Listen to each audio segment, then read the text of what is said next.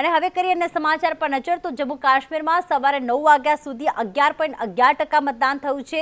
જમ્મુ કાશ્મીરના અનંતનાગમાં 10.26%, જ્યારે જમ્મુ કાશ્મીરના ડોડામાં 12.90% મતદાન થયું છે। કિશ્તવાડમાં 14.83%, કુલગામમાં 10.77% મતદાન થયું, જ્યારે પુલવામામાં 9.81%, રામબનમાં 11.91%, જમ્મુ કાશ્મીરના શોપિયામાં 11.44% મતદાન થયું છે। જમ્મુ કાશ્મીરમાં વિધાનસભાની ચૂંટણી માટે મતદાન સવારથી શરૂ થઈ ગયું છે, જે આજે 6 વાગ્યાથી ચાલશે। અલગ અલગ જગ્યાએ જે મતદાનની ટકાવારીના આંકડા પણ સામે આવ્યા છે। 10 વર્ષ બાદ જમ્મુ કાશ્મીરમાં લોકશાહીના મહાપર્વની ઉજવણી થઈ રહી છે। મતદારોમાં ભારે ઉત્સાહ। સાંજે 6 વાગ્યા સુધી પ્રથમ તબક્કાનું મતદાન યોજાશે। વહેલી સવારથી પોલિંગ બૂથની બહાર લાંબી કતારો લાગી છે। પ્રથમ તબક્કામાં 24 વિધાનસભા બેઠકો પર થઈ રહ્યું છે મતદાન, જેમાં કાશ્મીર ઘાટીની 16, જમ્મુની 8 બેઠકો પર મતદાન।